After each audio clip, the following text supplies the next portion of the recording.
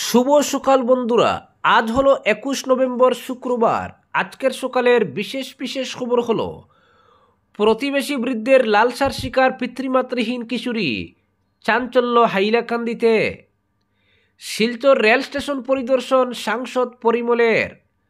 বাজারেছড়ায় চুরি ঠেকাতে পুলিশ সুপারকে স্মারকলিপি বজরং দলের। এবার গুয়াহাটির কমিশনার অফিসে অবস্থান ধর্মঘটে বসবেন পঞ্চায়েতের টিকা কর্মীরা। লাগাতার আন্দোলনেও টনক নড়েনি সরকারের।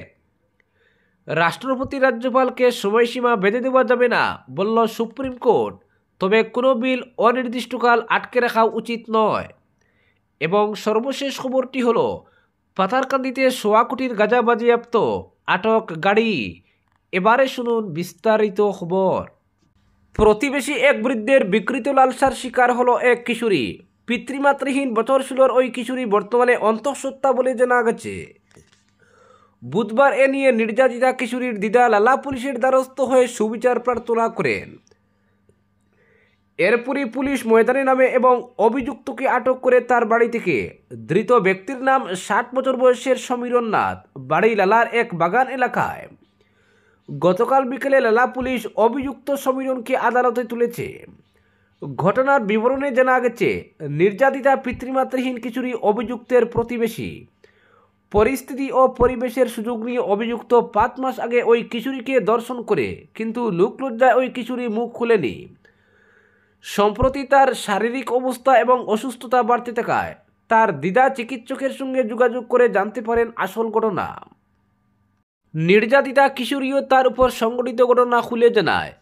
সব শুনে মাথায় বাজ পড়ে বৃদ্ধার। কুল কিনারাহীন বৃদ্ধা অবশেষে হাজির হন লালা থানায়। গোটা ঘটনা নিয়ে লিখিত অভিযোগ দায়ের করেন তিনি। মামলা নথিভুক্ত করে অভিযানে নামে পুলিশ। বুধবার গভীর রাতে বিষ্ণুপুর পুলিশ ফাঁড়ির ইনচার্জ এম কুমার প্রধান অভিযুক্তকে তার বাড়ি থেকে আটক করেন। দীর্ঘ জিজ্ঞাসাবাদের পর তাকে বৃহস্পতিবার গ্রেফতার করা হয়। পুলিশ বিকেলে তাকে হাইলাকান্দি আদালতে তুলে। এদিকে নির্যাতিতাকে লালা ওয়ান স্টপ সেন্টারে রাখা হয়েছে। অপরদিকে শিলচর রেল স্টেশন পরিদর্শন সাংসদ পরিমলের। বৃহস্পতিবার সন্ধ্যায় শিলচর রেল স্টেশন পরিদর্শন করলেন সাংসদ পরিমল শুক্লবৈদ্য। স্টেশনের টিকিট কাউন্টার থেকে শুরু করে স্টেশন মাস্টার এবং CTI office, second class waiting room, shunting yard, washing pit, train operating room, BRG panel office সব কিছুই ঘুরে দেখেন তিনি। কথা বলেন স্টেশনের কর্মী আধিকারিক সহ প্ল্যাটফর্মে উপস্থিত যাত্রীদের সঙ্গে। পরিমল শুক্লবৈদ্যকে পেয়ে স্টেশনের কর্মী আধিকারিকরা তাদের কিছু সমস্যার কথাও তুলে ধরেছেন। এদিন বলা হয়েছে, কর্মী স্বল্পতা, স্টেশনের সিটিআই এবং স্টেশন মাস্টার অফিস কক্ষের সঠিক স্থিতি না থাকার কথা। কথাগুলি শোনার পর স্টেশনের পরিকাঠামো উন্নয়ন এবং সমস্যার সমাধানে এনএফএল-এর আধিকারিকদের সঙ্গে আলোচনার আশ্বাস দেন সাংসদ। বিষয়গুলি সংসদের শীতকালীন অধিবেশনে উত্থাপন করারও আশ্বাস দেন তিনি। অপরদিকে বাজারেছড়ায় চুরি ঠেকাতে পুলিশ সুপারকে স্মারকপত্র বজরং দলের। বাজারেছড়া থানাধীন বিভিন্ন এলাকায় ঘন ঘন গবাদি পশু চুরির ঘটনায় বজরং দল লুয়াইরপুয়া প্রখণ্ডের পক্ষে শ্রীভূমি জেলা পুলিশ সুপারের উদ্দেশ্যে এক স্মারকপত্র প্রদান করা হয়েছে। বজরং দলের কার্যকর্তা বাজারেছড়া থানায় উপস্থিত হয়ে ভারপ্রাপ্ত ওসি আনন্দ মেদির হাতে পুলিশ সুপারের উদ্দেশ্যে স্মারকপত্র তুলে দেন। এতে উল্লেখ করা হয়, বাজারেছড়া জিপি সহ পার্শ্ববর্তী ইসামিল, লুয়াইরপুয়া, হাতিকিরা ও সলগই জিপিতে প্রায় প্রতি রাতে স্থানীয় কৃষক সহ অন্যদের বাড়ি থেকে গবাদি পশু চুরি হচ্ছে, যার ফলে এলাকায় এক ভীতির পরিবেশ সৃষ্টি হয়েছে। স্থানীয়দের সঙ্গে এ ধরনের চুরি আটকানো দুঃসাধ্য হয়ে পড়েছে। সন্দেহ হচ্ছে যে একটি পরিকল্পিত চক্র গবাদি পশু চুরির ঘটনায় জড়িত রয়েছে। তাই জেলা পুলিশ প্রশাসনের কাছে অনুরোধ জানানো হয়েছে যে রাতে পুলিশের টহলদারি জোরদার করা হোক এবং চুরিকাণ্ডে প্রতিরোধে আইনানুগ ব্যবস্থা গ্রহণ করা হোক। অন্যথায় জনগণ গণতান্ত্রিকভাবে তাদের অভিযোগ জানান দিতে বাধ্য হবেন। উক্ত স্মারকপত্রে বজরং দল লুয়াইরপুয়া প্রখণ্ডের পক্ষে স্বাক্ষর করেছেন রাজাদেব, জয়দীপ পাল, জন দর, মনোজ নাগ, পুলক পাল, সুজয় পাল এবং জন্মজিৎ পাল প্রমুখ। অপরদিকে রাষ্ট্রপতি রাজ্যপালকে সময়সীমা বেঁধে দেওয়া যাবে না বলল সুপ্রিম কোর্ট। কোনো বিল অনুমোদনের ক্ষেত্রে রাষ্ট্রপতি ও রাজ্যপালদের নির্দিষ্ট কোনো সময়সীমা বেঁধে দিতে পারে না আদালত, তবে অনির্দিষ্টকালের জন্য কোনো বিল আটকে রাখা উচিত নয়।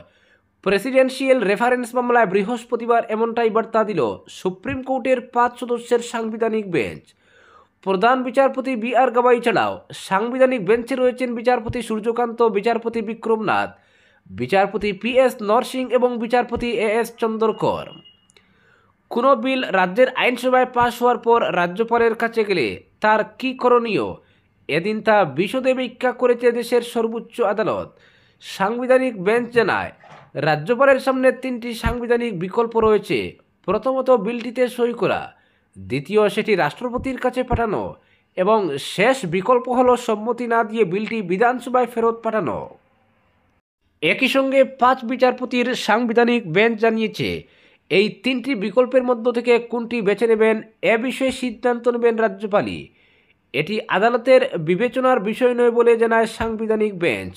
প্রধান বিচারপতি গাবাই বলেন, রাজ্যপালকে কতদিনের মধ্যে সিদ্ধান্ত নিতে হবে সেই সময়সীমাও আদালত বেঁধে দিতে পারে না।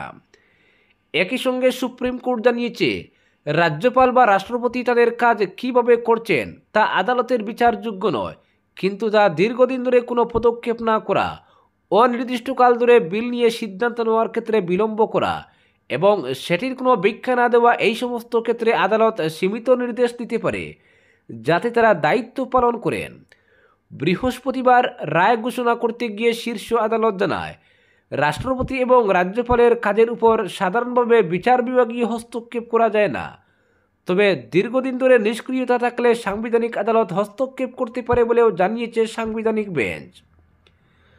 সংবিধানের অনুচ্ছেদ 143 উদ্ধৃত করে সুপ্রিম কোর্ট জানিয়েছে, কোনো বিল নিয়ে প্রশ্ন দেখা দিলে রাষ্ট্রপতিকে প্রতিবার শীর্ষ আদালতের মতামত চাইতেই হবে এমন বাধ্যবাধকতাও নেই। অনুচ্ছেদ 142 অনুসারে সুপ্রিম কোর্ট রাষ্ট্রপতি বা রাজ্যপালের ক্ষমতা পূরণ করতে পারে না বলে জানিয়েছে সুপ্রিম কোর্ট। একই সঙ্গে আদালত স্পষ্টভাবে জানিয়ে দিয়েছে যে, বিল আইনে পরিণত না হলে রাজ্যপাল বা রাষ্ট্রপতির সিদ্ধান্ত আদালতে চ্যালেঞ্জ করা যাবে না। অপরদিকে এবার গুয়াহাটির কমিশনার অফিসে অবস্থান ধর্মঘটে বসবেন পঞ্চায়েতের টিকাকর্মীরা। সমকাজে সমবেতন, চাকরির মেয়াদ 60 বছর নিশ্চিতকরণ সহ একাধিক ন্যায্য দাবিকে কেন্দ্র করে সারা রাজ্যে পঞ্চায়েত ও গ্রাম উন্নয়ন বিভাগের টিকাভিত্তিক কর্মীরা গত 11 নভেম্বর থেকে টানা আন্দোলন করে চলেছেন।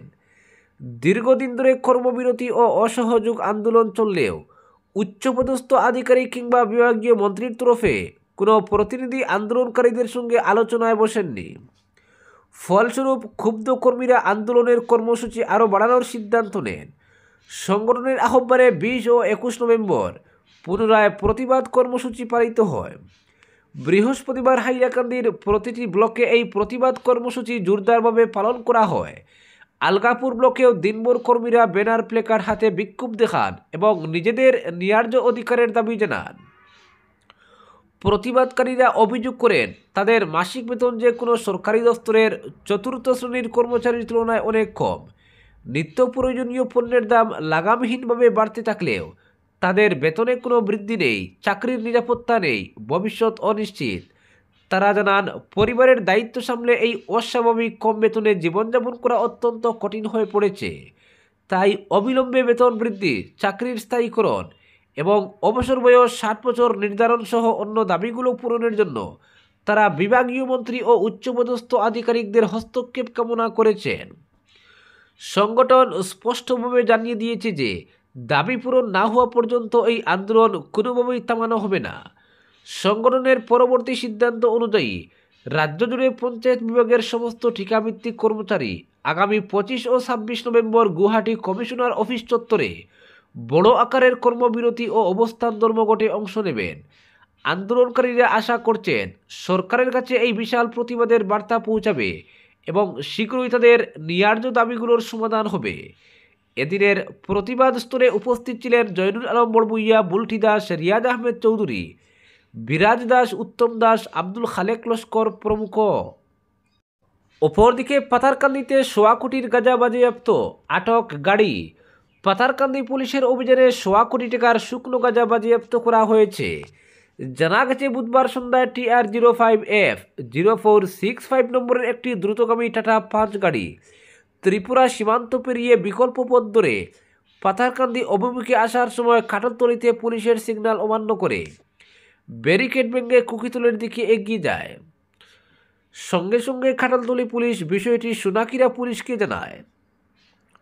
ওই সময় গাড়িটি সোনাকিরায় পৌঁছে উপায়ন্তর না পেয়ে ফাঁড়িপথ ধরে পালিয়ে যায়। এই খবর পেয়ে দলবল নিয়ে তদন্তে নামের পাথারকান্দি থানার ওসি সোমেশ্বর কুঁয়ার। তার প্রচেষ্টার পর রাত প্রায় 10:30 নাগাদ ওই গাড়িটি পরিত্যক্ত অবস্থায় চাঁদকিরা পাথারকান্দি রোড থেকে উদ্ধার হয়। পুলিশ পৌঁছার আগেই গাড়ি থেকে পালিয়ে যেতে সক্ষম হয় চালক। পরে গাড়িটি হেফাজতে নেয় পুলিশ। বৃহস্পতিবার সকালে পুলিশ গাড়িটিতে তল্লাশি করলে বিভিন্ন প্যাকেটে 2 কুইন্টাল 55 কেজি শুকনো গাঁজা বাজেয়াপ্ত করে। পাশাপাশি গাড়ির গোপন চেম্বার থেকে 2টি নকল নম্বর প্লেটও উদ্ধার করে। বাজেয়াপ্ত গাঁজার দাম প্রায় 1.25 কোটি টাকার মতো হবে বলে পুলিশের একটি সূত্র জানিয়েছে। ওই গাড়ির মালিকের সূত্র ধরে মামলার তদন্ত করা হবে বলে জানিয়েছে পুলিশ। আজকের বিশেষ সংবাদ এখানেই সমাপ্ত।